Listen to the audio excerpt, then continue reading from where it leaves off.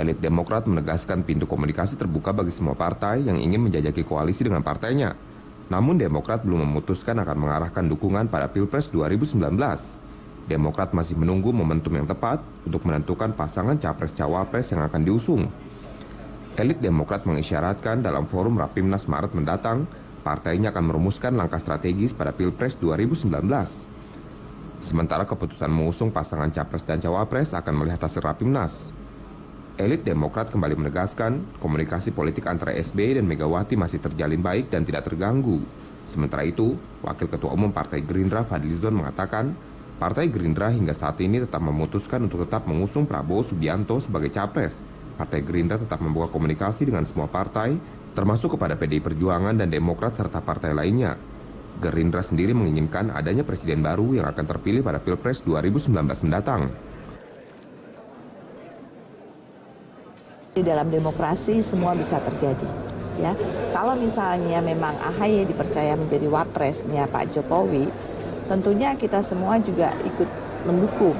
Tapi yang jelas AHY-nya sendiri, kan begitu. AHY-nya, makanya saya menghargai karena Bu Megawati sebagai Ketua Umum PDI Perjuangan sudah mengutus Hasto dan Prananda Prabowo untuk melakukan komunikasi dengan AHY, Mas AHY. Jadi kita tentunya membuka begitu ya, meskipun Demokrat belum berkoalisi dengan siapa-siapa. Saya kira kalau bagi Gerindra kita solid akan mendukung Pak Prabowo sebagai calon presiden. Jadi itu harga mati ya, nggak bisa jadi cawapres.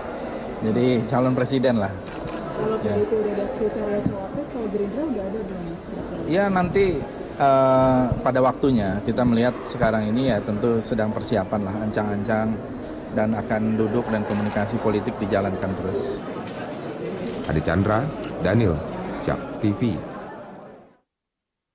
Halo pemirsa, selamat malam. Mencari figur penantang Jokowi ternyata gampang-gampang susah. Gampangnya memang betul ini alam demokrasi, jadi setiap partai ataupun gabungan partai yang lolos dalam presidensial threshold, dia mampu mencalonkan seorang presiden.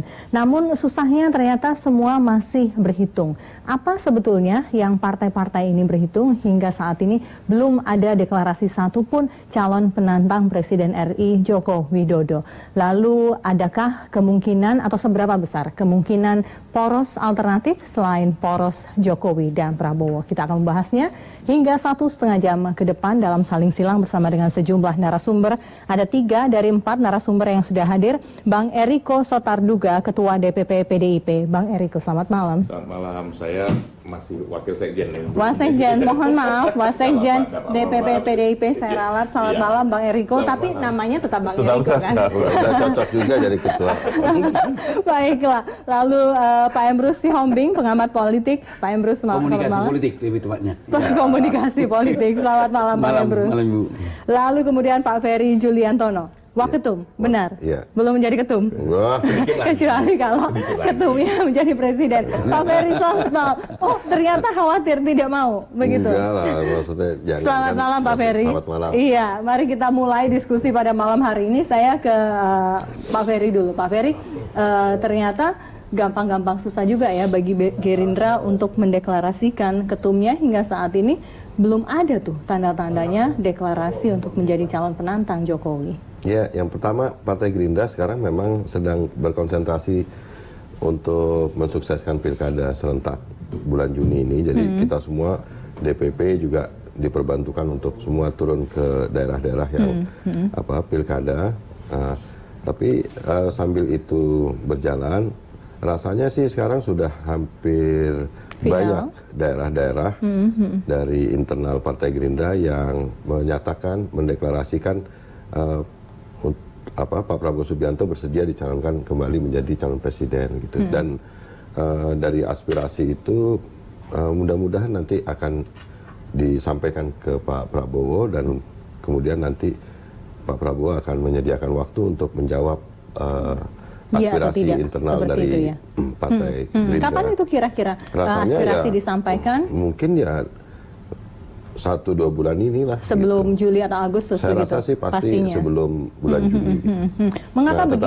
Mengapa begitu lama di tengah hasil survei Prabowo Subianto yang menduduki posisi nomor 2 itu bukan suatu yang jelek loh? Ya justru pertama kan karena kita nggak mau jumawa juga, Mbak, bahwa Partai Gerindra karena ada persyaratan minimal presidensial threshold itu memang mengharuskan kita harus berkoalisi. Jadi kita nggak bisa kemudian sekonyong-konyong terus kemudian mencalonkan Pak Prabowo Subianto tanpa kemudian sebelumnya berkomunikasi dengan partai-partai lain. Nah, kalau dengan PKS dan PAN kita kan sudah membuktikan pada pilkada ini kita mengadakan kerjasama politik. Pilkada mana ini? Pilkada Jakarta atau pilkada 2018? Yang 2018 ini kita membangun kerjasama politik di 5 provinsi. Oke, jadi tapi tidak semua ya? Tidak semua, tapi mending dibanding yang poros yang lain. Nah, menurut saya mending apa nih? Mending solid? Ya, lebih solid daripada poros yang lain. Benar demikian nanti saya tanyakan loh. Nah, iya. Itu yang kemudian yang berikutnya adalah bahwa sekarang kalaupun misalkan Pak Prabowo maju bersedia dicalonkan, itu memang yang menjadi pertimbangan kami sekarang ini di tengah situasi perekonomian yang susah, pertumbuhan ekonomi Indonesia yang sedianya katanya 7%, tapi sejak 2014 sampai saat ini kan 5%. Dan menurut Anda itu bisa semuanya, itu semua bisa diperbaiki oleh Prabowo Subianto. Saya ingin ke pengamat. Dasarnya harus itu, sebab kalau enggak nanti kita dianggap punya lepas nih dari apa yang sekarang dirasakan oleh masyarakat. Masyarakat sekarang butuh penanganan itu. Iya, butuh nanti kita bahas konten begitu seberapa puas terhadap Pak Jokowi apa yang harus diperbaiki. Saya ke Bang Emrus dulu. Begitu. Penilaian Anda benarkah memang belum dicalonkan atau belum mendeklarasikan diri karena memang ansih menunggu dorongan dari bawah atau ada hal-hal yang lain? Saya pikir ya betul apa yang dikatakan beliau bahwa memang untuk menentukan siapa calon presiden atau bakal paslon tersebut tentu kalkulasi-kalkulasi politik akan mereka lakukan. Pertama kalkulasi politik yang mereka lakukan adalah berkoalisi dengan siapa, partai-partai yang mana. Baru kemudian juga mengkalkulasikan juga dari sudut kemungkinan menang atau kalah. Dan juga mengkalkulasikan logistik yang diperlukan. Karena bagaimanapun itu paling penting ya. Oh iya, dalam pilpres itu bisa menurut hipotesis saya bisa 1 triliun ke atas itu biayanya. Bayangkan kampanye seluruh Indonesia, belum lagi nanti kampanyenya pakai pesawat dan lain sebagainya. Jadi bukan hanya mengkalkulasi parpol dong, mengkalkulasi pengusaha-pengusaha yang mendukung.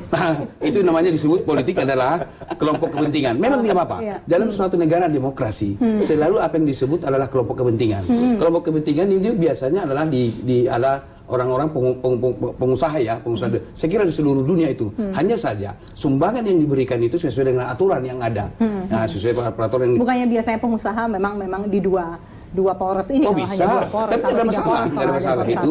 Dan biasanya pengusaha ini akan memberikan juga bantuan itu yang lebih besar kepada yang peluang memang menang, kepada yang peluang kecil lebih kecil mereka bantu seperti itu mereka. Jadi hitung-hitungan Pak Prabowo hingga saat ini belum mendeklarasikan diri, menurut Anda wajar adanya? Ya wajar saja. Tapi kalau kita katakanlah demokrasi yang quote in quote kita sebut adalah partai yang berkuasa, partai oposisi, idealnya calon itu 5 tahun sebelumnya dideklarasikan, sehingga rakyat tahu ini loh bakal calon dari partai ini, gitu ya, atau partai oposisi atau koalisi dari situ. Tapi bukannya semua orang tahu begitu ya, memang calon penantangnya Pak Jokowi adalah Prabowo Subianto. Sangat itu cair. Sudah dideklarasikan secara tidak sangat langsung. Cair. Tidak ada jaminan bahwa Pak Prabowo akan maju. Kenapa saya mengatakan Kenapa begitu? itu? Alasan pertama saya sudah 2 kali beliau calon sebagai presiden dan sebagai wapres.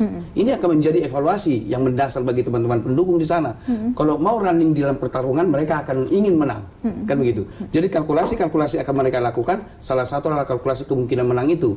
Nah, 2 kali Pak Prabowo maju, respon publik tidak menguntungkan pada 2 kali itu. Apa masih harus dipaksakan untuk maju untuk running ketiga? Oleh karena itu, saya pikir partai-partai pengusung yang ada di sana akan berdiskusi secara ketat di internal mereka demi mengusung calon yang lebih bisa mumpuni berhadapan dengan Joko Widodo dengan pasangannya. Oke, apa perlu dipaksakan seperti itu? Sebentar, Pak Ferry, kalau saya harus asumsinya Pak Jokowinya naik, nah ini Pak Jokowinya elektabilitasnya turun. Jangan-jangan Pak Jokowi yang nanti nggak maju nanti. Nanti kita bahas lagi. Saya harus sapa Pak Mardhani Alisera, Ketua DPP PKS. Selamat malam Pak Mardhani. Terima kasih sudah hadir. Waalaikumsalam warahmatullahi wabarakatuh. Kita harus break dan kita akan lanjutkan diskusi ini saat lagi. Tetaplah bersama kami.